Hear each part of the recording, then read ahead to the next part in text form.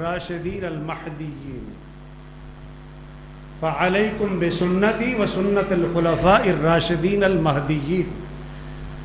تو فرمایا کہ تم نے ان اختلافات میں میری سنت کو، میرے بعد میری سنت کو لازم پکڑنا اور میرے خلفاء راشدین کے طریقے کو لازم پکڑنا۔ جس بات کا میں اشارہ کر رہا ہوں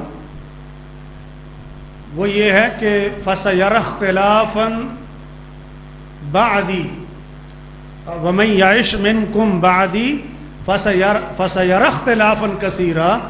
تم میں سے جو میرے بعد زندہ رہے، تو یہ بعد کیا ہے؟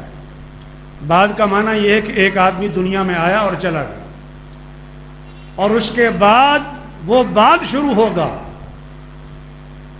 سیدنا یعقوب علیہ السلام کے پاس جب موت کا وقت آیا، قرآن کہتا ہے کہ ان کے پاس موت حاضر ہوئی، حاضر یعقوب الموت۔ تو حضرت یعقوب علیہ السلام نے اپنے بیٹوں سے پوچھا ما تعبدون من بعدی، تم میرے بعد کس کی عبادت کرو گے؟ ابھی وہ دنیا میں موجود ہے، مطلب یہ ہے کہ یہ موت کا وقت آ چکا ہے، موت میرے پاس حاضر ہو چکی ہے، میں دنیا سے جا رہا ہوں، اور میرے دنیا سے جانے کے بعد میرے بیٹوں بتاؤ کس کی عبادت کرو؟ جواب آپ جانتے ہیں، ایک ہی معبود ہے جس کی عبادت کی تعلیم ہے۔ تو خیر، عرض کرنے کا مقصد یہ ہے کہ نبی علیہ الصلوۃ والسلام کی نبوت اور رسالت قیامت تک جاری ہے، لیکن جو آپ کی حیات طیبہ تھی اس کا اختتام ہوا 63 سال کی عمر میں۔ اس لیے فرمایا کہ جو میرے بعد زندہ رہے گا وہ بہت زیادہ اختلافات دیکھے گا۔ تو اختلافات سے نکلنے کے لیے، اختلافات سے اپنے آپ کو بچانے کے لیے ضروری ہے کہ نبی علیہ السلام اور آپ کے خلفاء راشدین کے طریقے پر عمل کیا جائے۔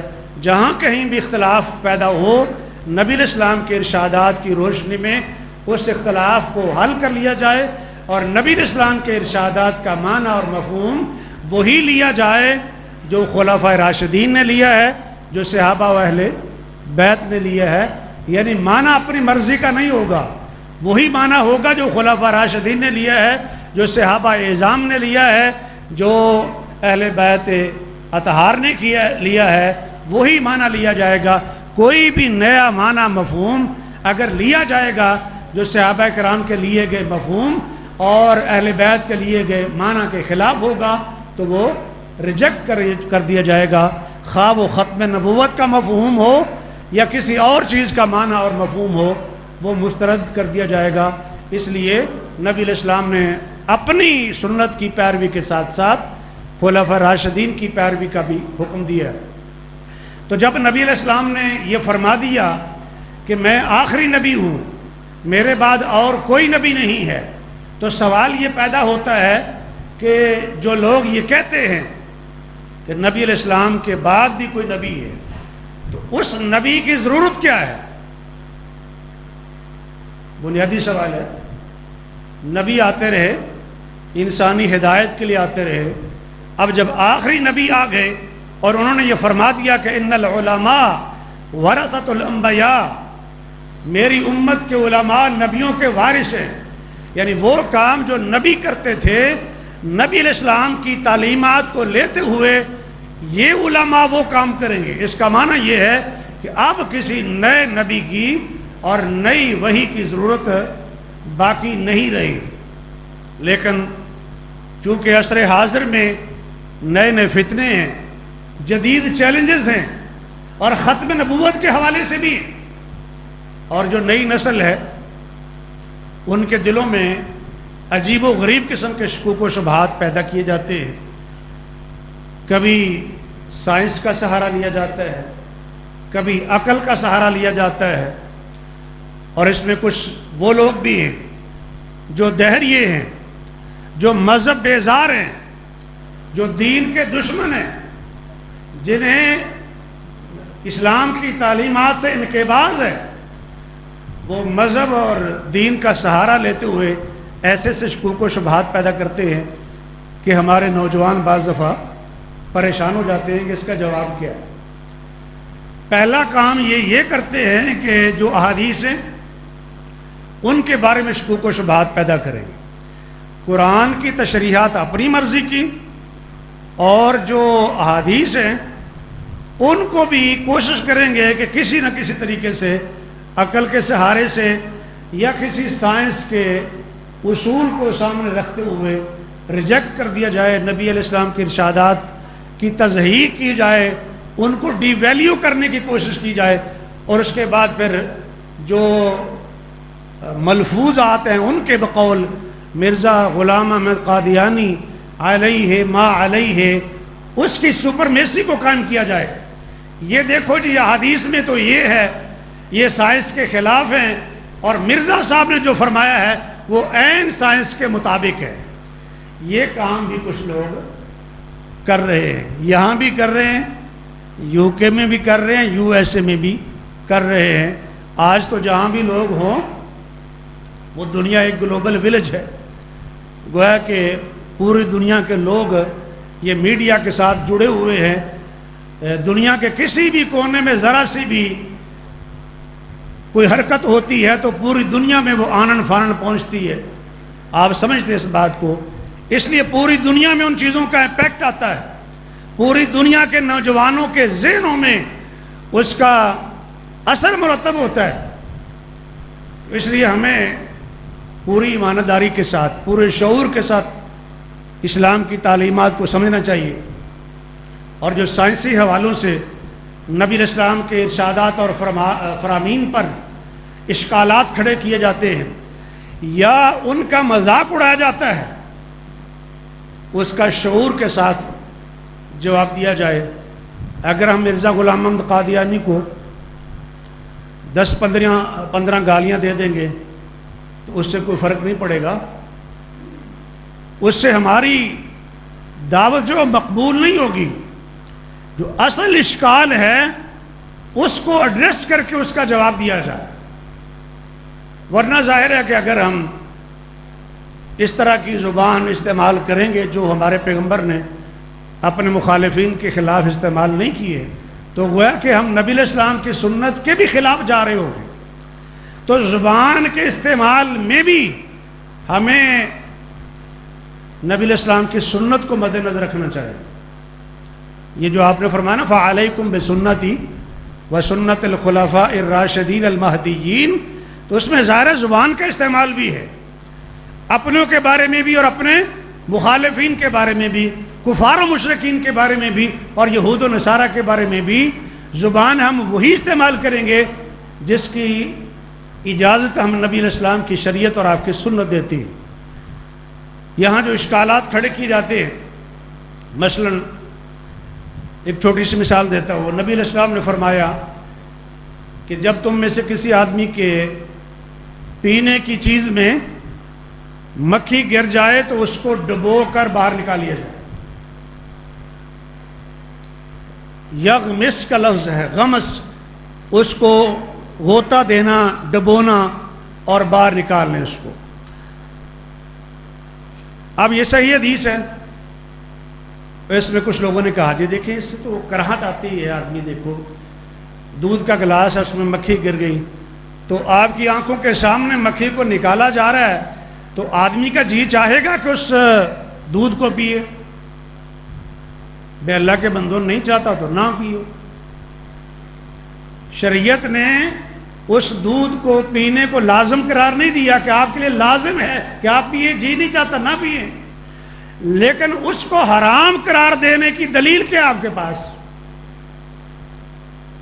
جو اصل اشکال ہے، آج کل جراثیم بھی بڑے ایکٹیو ہیں نا، بڑے اسٹرانگ ہوئے ہیں، جدید دور ہے، جراثیموں سے بہت زیادہ ڈرتے ہیں لوگ، اور آج کل تو وہ جو مشہوریاں چلتی ہیں اس میں جراثیموں کو بھی بڑے بڑے جراثیم بنا کے پیش کیا جاتا ہے، بچے جانتے ہیں، صابن کی مشہوریاں آتی ہیں اور جراثیم اتنے بڑے بڑے ہوتے ہیں۔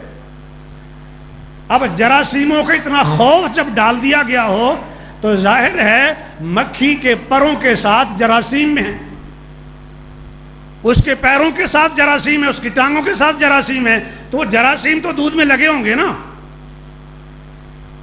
تو ان بیکٹیریا سے اپنے آپ کو بچانا چاہیے۔ نبی علیہ السلام کا ارشاد ہے کہ ڈبو کے نکال لیں اور اس کے بعد وہ دودھ آپ استعمال کر سکتے ہیں۔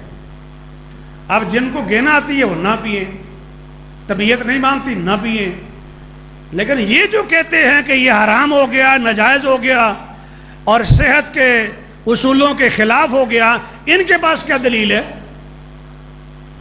جبکہ جدید میڈیکل سائنس نے یہ ثابت کیا ہے کہ مکھی کے 2 پروں میں 2 علیحدہ علیحدہ قسم کے جراثیم ہوتے، اور جب بھی ایمرجنسی میں مکھی کسی مشروب میں گرتی ہے تو اس کا وہ والا پر نیچے ہوتا ہے جس میں بیماری کے جراثیم ہوتے ہیں، وہ نیچے ہوتا ہے۔ یہ جدید ریسرچ نے ثابت کیا ہے۔ جبکہ دوسرے پر میں وہ جراثیم ہوتے ہیں جن میں اللہ نے جراثیموں کا علاج رکھا ہے، شفا رکھی ہے، یعنی ان جراثیموں کو کش کرنے والے وہ جراثیم ہیں جو دوسرے پر میں ہیں۔ یہ جدید سائنس آج ثابت کر رہی ہے، لیکن یہ بات نبی علیہ السلام نے صدیوں پہلے فرما دی کہ یوں کر لیں، آپ کی عقل میں نہیں آئی تھی تو اس میں آپ کا قصور ہے، یہ حدیث مصطفیٰ کا۔ جہاں وہ جراثیم لگے ہیں اسی جگہ پر دوسرا پر ڈبوئیں گے اور پھر وہیں سے باہر نکال لیں گے تو وہ جراثیم مر جائیں گے جو نقصان دہ ہو سکتے ہیں۔ بس بات تھی اتنی سی، لیکن اس کو لوگوں نے یوں بتنگڑ بنایا۔ ذرا سنیے، ایک صاحب بیان کر رہے تھے، جی آپ مولوی لوگ کہتے ہیں کہ اس مکھی کو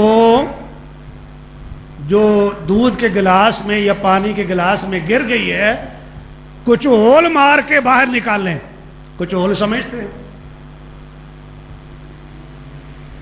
اچھا، یہ کچھ ہول کا لفظ کیوں استعمال کر رہے ہیں؟ تاکہ جو بندہ نبی علیہ السلام کی حدیث ارشاد فرمان سن رہا ہے اس کو گینا ہے۔ اچھا جی، کچھ ہول مار کے چکر دے کے پورے میں گھما پھرا کے پھر اس کو نکالیں۔ کوئی عقل کی بات کرو، کسی حدیث میں کوئی ایک لفظ کہیں بھی ہو، تمام سندیں جمع کر لیں جہاں کچھ ہول کا مفہوم نکلتا ہو۔ علماء کرام بیٹھے، اگر مجھ طالب علم کو یہ بات سمجھ نہیں آئی تو مجھے بتا دیں، میں نے نہیں پڑھی۔ یہ چند دن پہلے قاری عبد المتین اصغر رحمۃ اللہ علیہ کی نماز جنازہ تھی، اعلان ہوا کہ جو علماء کرام ہیں ان کو آگے بھیج دیں، تو ایک صاحب نے میرا بازو پکڑ لیا کہ وہ آگے بلا رہے ہیں۔ میں نے کہا مجھے تو نہیں بلا رہے ہیں۔ کہتے جی علماء کرام آگے آ جائیں۔ میں نے کہا جی میں تو طالب علم ہوں، وہ علماء کرام کو بلا رہے ہیں، وہ علماء کرام کو آگے بلا رہے ہیں۔ تو میں طالب علم یہ عرض کرتا ہوں، دین کا جو علم میں نے حاصل کیا ہے، ٹھیک ہے، وہ ایک کہتے ہیں کہ زمانہ طالب علمی، یعنی جو معروف طریقے سے اسکول کالج میں داخلہ، مدرسے میں داخلہ، وہ جو ایک فارمل تعلیم ہے وہ تو ختم ہو گئی، لیکن آدمی کو ساری زندگی طالب علم ہی رہنا چاہیے، سیکھتے ہی رہنا چاہیے۔ میں نے آج تک جو کچھ سیکھا ہے اس میں کہیں نہیں ہے کہ اس کو کچھ ہول مار کے نکالیں۔ اگر میں غلطی کر رہا ہوں تو ابھی علماء کرام موجود ہیں، ابھی مجھے بتا دیں تاکہ غلط بات ریکارڈ نہ ہو۔ کہیں نہیں ہے، سمپل بات یہ کہ وہیں اس کو ڈبو کر باہر نکال لینا ہے۔ اور جدید میڈیکل سائنس اب ثابت کر رہی ہے کہ ان جراثیموں کا علاج ان جراثیموں سے ہے۔ ایک پر کے جراثیموں کا علاج دوسرے پر کے اندر اللہ نے رکھ دی ہے۔ تو اس میں کون سی ایسی بات ہے جو آپ کو سمجھ نہیں آتی؟ کون سی ایسی بات ہے کہ اس حدیث کو ڈی ویلیو کر کے آپ کو مرزا غلام احمد قادیانی کی سائنس کی ضرورت پڑے گی؟ اور پھر اللہ کے بندو، جراثیموں کا علاج جراثیموں کے ذریعے سے پوری دنیا میں ہو رہا ہے نا۔ جراثیموں سے جو بیماریاں پھیلتی ہیں ان جراثیموں کے خاتمے کے ذریعے سے، اور وہ خاتمہ ہے جراثیموں کے ذریعے سے، اور اسے علاج ہو رہا ہے۔ مسلمان بھی کر رہے ہیں اور کافر بھی کر رہے ہیں. اس کا علاج کافر بھی کر رہے ہیں اور مسلمان بھی کر رہے ہیں. چھوڑے مسلمانوں کو، پوری دنیا کی میڈیکل سائنس میں جراثیموں کا علاج جراثیموں سے ہو رہا ہے. کوئی اعتراض نہیں ہے. میرا وقت ہوا چاہتا ہے، صرف ایک مثال عرض کرتا ہوں. آپ کو پتا ہے کہ کسی آدمی کو اگر سانپ ڈس لے تو کیا علاج ہے اس کا؟ کیوں جی، پتا کسی شخص کو اگر سانپ کاٹ لے، کیوں حکیم صاحب، اس کا علاج ہے سانپ کے زہر کے اندر. سانپ کے کاٹے کا علاج سانپ کے زہر کے اندر موجود ہے. دو طرح کے سانپ ہوتے ہیں، یا یوں کہہ لیں کہ جو ایک بڑی تقسیم میں دو طرح کا زہر ہوتا ہے سانپوں کا. ایک زہر وہ ہوتا ہے کہ جب انسانی جسم میں داخل ہوتا ہے، یعنی سانپ کے کاٹنے سے تو انسان کا بلڈ پتلا ہونا شروع ہو جاتا ہے. انسان کا خون پتلا ہونا شروع ہو جاتا ہے سانپ کے کاٹنے سے. اب جو پتلا ہوتا جائے گا تو زیادہ پتلا ہو جائے گا تو بلیڈنگ شروع ہو جائے گی. وہ ناک سے شروع ہو جائے، منہ سے شروع ہو جائے، کسی اور جسم کے حصے سے شروع ہو جائے، وہ بلیڈنگ شروع ہو جائے گی.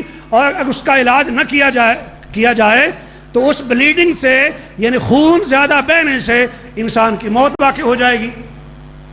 یہ توجہ ہے بھائیوں کی؟ اب اس کا فوری علاج کیا ہے؟ ایک سانپ وہ ہے جب انسان کو ڈس لے تو انسان کا خون گاڑھا ہونا شروع ہو جاتا ہے. کیا ہوتا ہے؟ خون گاڑھا ہونا شروع ہو جاتا ہے. سانپ نے ڈس لیا، خون گاڑھا ہونا شروع ہو گیا، جمنا شروع ہو گیا. وہ خون جو پورے جسم کے اندر سرکولیٹ کر رہا ہے، جس کی بنا پر انسان کی زندگی ہے، وہ سرکولیشن میں بلاکیج آ جائے، سرکولیشن میں رکاوٹ آ جائے، سرکولیشن رک جائے تو بھی انسان کی ڈیتھ واقع ہو جاتی ہے. وہ ہارٹ اٹیک کی شکل میں ہو، وہ فالج کی شکل میں ہو، یا کسی اور شکل میں ہو. اچھا، یہ کو میں جذباتی گفتگو تو نہیں کر رہا نا، میں آپ کو فیکٹس بتا رہا ہوں جس کو دنیا کی کوئی عقل، کوئی سائنس، کوئی طاقت ریجیکٹ نہیں کر سکتی اللہ کے فضل سے. اب خون گاڑھا ہونا شروع ہو گیا، خون پتلا ہونا شروع ہوا سانپ کے کاٹنے سے، بندہ پھر بھی گیا. خون گاڑھا ہونا شروع ہو گیا سانپ کے ڈسنے سے، بندہ پھر بھی گیا. اب علاج کیا ہے؟ آپ کی لیبارٹریز میں دو طرح کے سانپ کے زہر کے ٹیکے ہوتے ہیں. وہ زہر کا ٹیکہ بھی ہوتا ہے جو خون کو پتلا کرتا ہے، اور وہ بھی ہوتا ہے جو گاڑھا کرتا ہے. یہ دونوں طرح کے انجیکشنز ہوتے ہیں. اب جب ایسا مریض جس کو سانپ نے کاٹا ہو، اس کو لے کے آتے ہیں لیبارٹری میں، ہاسپٹل میں، اگر فیسلٹی کہیں پر موجود ہو اور انجیکشن بھی موجود ہو وہاں پر. اور خاص کر ایسے علاقوں میں آپ واقعات سنتے رہتے ہیں کہ جہاں ان ٹیکوں کی کمی واقع ہو جاتی ہے. کیسز زیادہ تھے اور انجیکشن ہی نہیں تھے. خاص کر یہ سندھ کے بعض علاقوں میں کیسز رپورٹ ہوتے ہیں، آپ کے علم میں ہوگا. اب جب ایک مریض آیا، اس کا خون بہ رہا ہے، تو اس کو فوراً انہوں نے سانپ کا زہر لگایا، یعنی وہ انجیکشن لگایا جو خون کو گاڑھا کرتا ہے. تو خون پتلا ہو چکا تھا سانپ کا زہر لگانے سے. اب خون گاڑھا ہونا شروع ہوا اور گاڑھا ہو کر نارمل سطح پر آ گیا. اور اللہ نے اس بندے کی زندگی اگر لکھی تھی کہ ابھی ہے تو وہ بچ گیا. اللہ نے اس کی زندگی کو بچایا. کس سے؟ سمجھ آ رہی ہے مجھے؟ سانپ کے زہر سے. اور وہ جو ختم ہونے جا رہی تھی زندگی، وہ بھی سانپ کے زہر سے ہی ختم ہونے جا رہی تھی. دوسرا کیس آیا جس میں دیکھا گیا کہ اس کا خون جو ہے منجمد ہو رہا ہے. ایسے سانپ نے کاٹا ہے جس کا زہر خون کو گاڑھا کرتا ہے. تو اب اس کو انہوں نے وہ ٹیکہ لگایا سانپ کے زہر والا جو خون کو پتلا کرتا ہے. اب وہ خون جو گاڑھا ہو رہا تھا وہ پتلا ہونا شروع ہو گیا، اور پتلا ہونے کے ساتھ اس کا بلڈ ہو گیا نارمل، اور اگر اس کے سانس باقی تھے، اگر اللہ نے اس کو مزید مہلت دینی تھی تو اس کی زندگی بچ گئی۔ یہ علاج یو کے میں بھی ہو رہا ہے، یو ایس اے میں بھی ہو رہا ہے، انڈیا میں بھی ہو رہا ہے، پاکستان میں بھی ہو رہا ہے۔ اللہ کے بندو، پوری دنیا میں، پوری دنیا کی جدید میڈیکل سائنس میں زہر کا علاج زہر سے ہو رہا ہے۔ نہ کسی قادیانی کو اعتراض ہے، نہ ہندو کو اعتراض ہے، نہ مسلم کو اعتراض ہے، نہ کسی سکھ کو اعتراض ہے، اور کسی ریشنلسٹ کو بھی اعتراض نہیں ہے، نہ کسی دیریوں کو اعتراض ہے۔ کیوں اعتراض نہیں ہے؟ یہ تو سرسوں جم رہی ہے نا ہتھیلی پر، بولو۔ تو یہ اللہ کے بندو، اگر وہاں اعتراض نہیں ہے تو حدیث مصطفیٰ جو مکھی سے متعلق ہے وہاں تمہیں کیوں گھن آتی ہے، اور وہاں تمہارے پیٹ میں کیوں مروڑ اٹھتے ہیں؟ کیا مسئلہ ہے؟ لے کے آؤ عقلی دنیا میں اس کو، میں طالب علم جواب دیتا ہوں اس کا۔ ہمارے میڈیکل کے اسٹوڈنٹ بھی ہیں، ان کی خدمات بھی ہم لے لیں گے۔ اللہ کے فضل و کرم سے ڈاکٹرز موجود ہیں، قطع نظر اس سے کہ ان ڈاکٹروں کا مذہب کیا اور ان کا دین کیا ہے، دلیل کے ساتھ بات ہونی چاہیے۔ کہتے ہیں جی اس لیے ضرورت تھی نئی وحی کی کہ فلاں مسئلے کی ضرورت تھی، فلاں مسئلہ حل نہیں ہو رہا تھا، فلاں مسئلہ حل نہیں ہو رہا تھا۔ میں عرض کرتا ہوں ایک ذمہ دار سٹیج سے، طالب علم کی حیثیت سے عرض کرتا ہوں، علماء موجود ہیں، کوئی ایک مسئلہ لے کے آئیں، ایک جس کا حل شریعت میں نہ ہو، اور اللہ کی توفیق سے اس کا حل میں آپ کو بتاتا ہوں، میں بتاتا ہوں۔ لائیں، آج لے آئیں، کل لے آئیں، گفتگو ریکارڈ ہو رہی ہے، کسی وقت لے آئیں۔ فلاں مسئلے کا حل نہیں ہے، فلاں کا حل نہیں ہے، فلاں کا حل بتاؤ مولویو، دنیا چاند پہ پہنچ گئی ہے اور آپ کو ابھی تک چاند نظر نہیں آ رہا۔ یہ چاند دیکھنا یہ مولویوں کا کام تھا، یا رویت ہلال کمیٹی کا کام تھا، یہ سائنسدانوں کا کام تھا؟ جن کا کام تھا وہ ترقی کریں، اس میں اس کا حل نکالیں، اختلاف پیدا ہوتا ہے تو اس کو وہ حل کریں۔ علماء کا کام تھا مذہبی دینی شرعی رہنمائی کرنا۔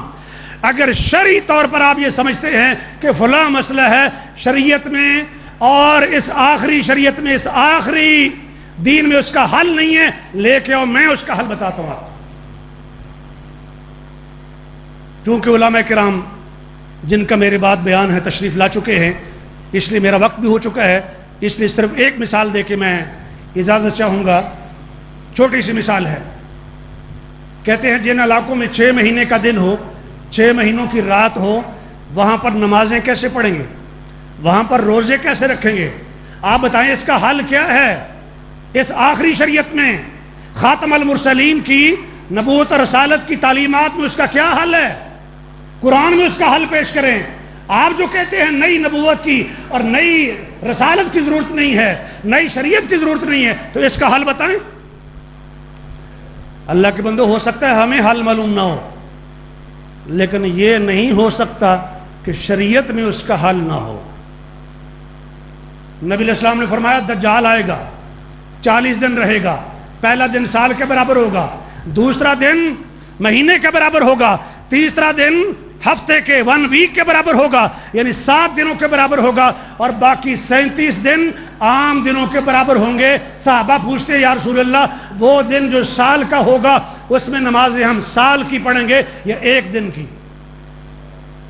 فرمایا فَقْدُرُوا لَهُ قَدْرًا، فرمایا اندازے سے نمازیں پڑھو گے۔ مطلب یہ ہے کہ فجر کی نماز کے بعد ظہر کتنے وقت کے بعد آتی ہے، اس کے بعد ظہر پڑھو گے، ظہر کے بعد عصر کتنے وقت میں آتی ہے، اس کے بعد عصر پڑھو گے۔ اسی طریقے سے جو نمازوں کے درمیان گیپ ہے وقت کا، اس اندازے کے ساتھ آپ ساری نمازیں پڑھو گے۔ معنی یہ ہے کہ 1 دن کی نمازیں نہیں پڑھو گے، سال کی نمازیں پڑھو گے۔ حل تو شریعت محمدی علی صاحب الصلاۃ والسلام میں موجود ہے، صحیح مسلم کی حدیث ہے، یعنی جہاں پر نمازیں اس طریقے سے ہوں جہاں پر دن اس طریقے سے ہوں، لمبے دن ہوں، لمبی راتیں ہوں، 6 مہینے کا دن 6 مہینے کی رات، یا سال کا دن سال کی رات، یا اس طرح کا جہاں میں کہیں معاملہ ہو، وہاں پر نبی علیہ السلام کے ارشاد سے یہ بات معلوم ہو گئی کہ وہاں نمازیں ایک دن کی نہیں، ایک رات کی نہیں، وہاں روزہ ایک دن کا نہیں، وہ پاسبل بھی نہیں ہے، وہاں روزہ ایک دن کا نہیں بلکہ اندازے کے ساتھ روزے رکھے جائیں گے اور اندازے کے ساتھ نمازیں پڑھی جائیں گی۔ اور یہ تعلیم کہاں پر ہے؟ صحیح مسلم میں ہے کہ نبی پاک نے فرمایا وہ دن جو سال کا ہوگا وہاں آپ اندازے سے نمازیں پڑھیں گے۔ قطبی علاقوں کے رہنے والوں کے لیے نبی علیہ السلام کے فرمان میں ارشاد میں رہنمائی موجود ہے کہ وہ 6 مہینے کی نمازیں پڑھیں گے، ایک دن کی نمازیں نہیں، وہ اندازے کے ساتھ اوسطاً جو ایک دن ہوتا ہے اس فرق کے ساتھ وہ نمازیں پڑھیں گے۔ تو رہنمائی تو موجود ہے۔ آپ یہ سمجھتے ہیں کہ اس کا حل نہیں ہے، تمہیں معلوم نہیں ہوگا، شریعت میں تو ہے۔ یہ ایک مثال میں نے عرض کی ہے، اس طرح کی اور بھی 20 مثالیں ہیں جو سوشل میڈیا کے اوپر فلوٹ ہوتی ہیں اور لوگوں کے ذہن خراب کرنے کے لیے اس طرح کی عقلی اور اس طرح کی مثالیں پیش کرتے ہیں۔ میں پھر عرض کرتا ہوں کہ میں حلفاً یہ کہتا ہوں، اللہ کے فضل کے ساتھ کہتا ہوں، علی وجہ البصیرت کہتا ہوں، کوئی ایسا مسئلہ نہیں ہے، نئے سے نیا مسئلہ ہی کیوں نہ ہو، جس کا حل شریعت میں نہ ہو۔ یہ امپاسبل ہے، وقتی طور پر ہمیں حل معلوم نہ ہو، یہ تو ہو سکتا ہے شریعت میں حل نہ ہو، امپاسبل۔ وآخر دعوانا الحمدللہ رب العالمین۔